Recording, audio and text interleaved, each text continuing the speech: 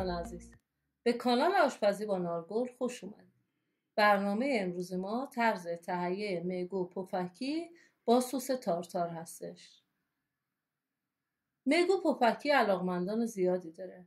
حتی کسانی و بچه‌هایی که علاقه‌ای به غذاهای دریایی ندارن، میگو پفکی رو میپسندن. اما اگر این میگو به طرز صحیح پخته نشه، افراد رو دلزده میکنه. مواد مورد نیاز.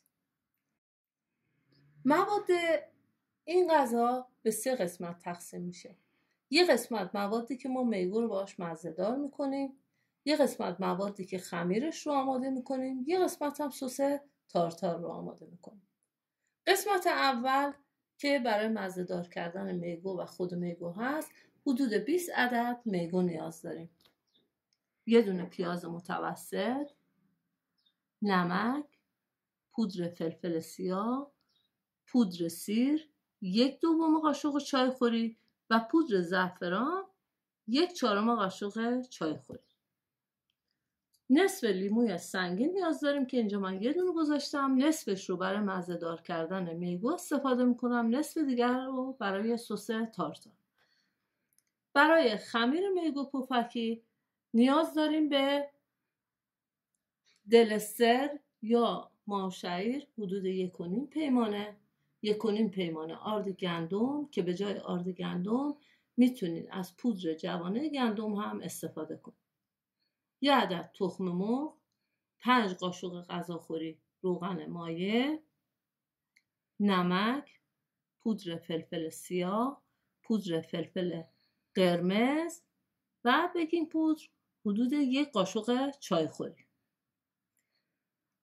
برای سس تارتار هم نیاز داریم به نمک، پودر فلفل سیاه که به جای پودر فلفل سیاه برای اینکه مشخص نشه میتونیم از پودر فلفل سفید هم استفاده بکنیم به میزان لازم.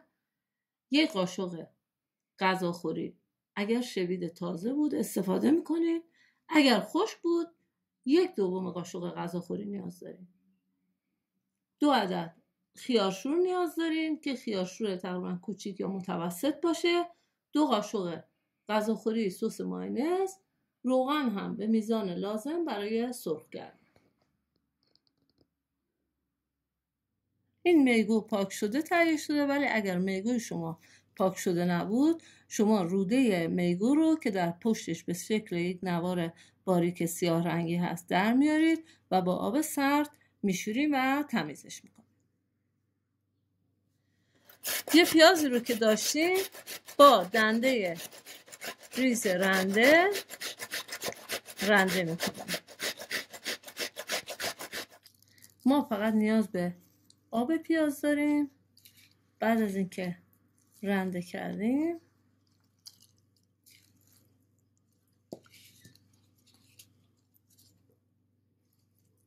به این شکل آب پیاز رو داخل ظرف میریزیم. میگوهای تمیز شده، پودر سیر، پودر فلفل سیاه، نمک و 1/4 قاشق چایخوری زعفران رو بهش اضافه میکنیم. لیموی سنگیمون رو نصف میکنیم، نصفش رو برای مزه دار کردن میگو ازش استفاده میکنیم. این مواد رو خوب با هم دیگه مخلوط میکنیم. در ظرف رو میذاریم. این ساعت داخل یخچال قرار میدیم تا میگوها مزه دار بشن.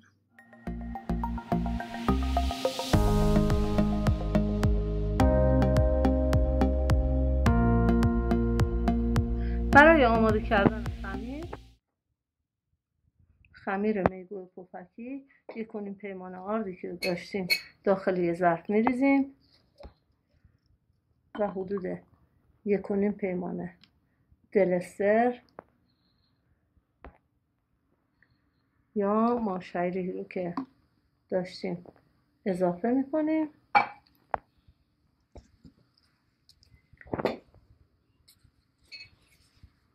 خوب اینا رو با هم دیگه مخلوط میکنیم.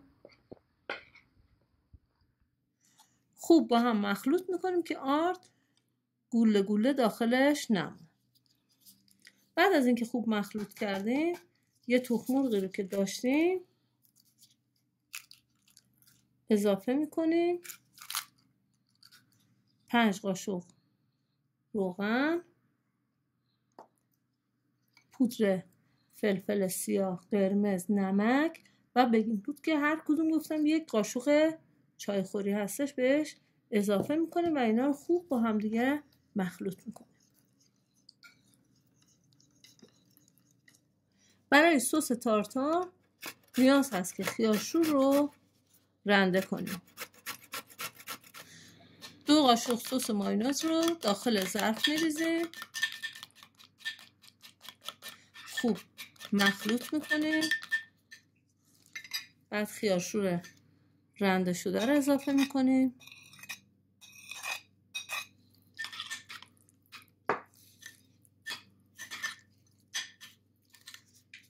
بعد از اون نصف لیموی سنگی رو که داشتیم، از آب لیموی تازه شما میتونید استفاده کنید. خوب با هم مخلوط میکنیم. نصف قاشق غذاخوری شوید خشک، خب اگر شوید تازه باشه خیلی بهتره.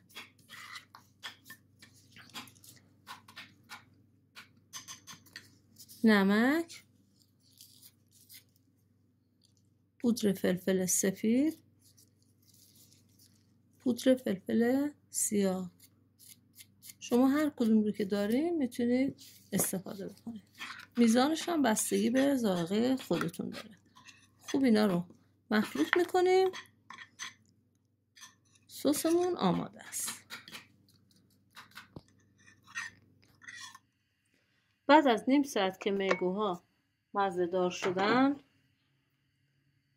روغن رو روی حرارت قرار میدیم. یه ظرفی رو انتخاب میکنیم که در حین حال که کوچیک هستش دارای سطح بلندی باشه.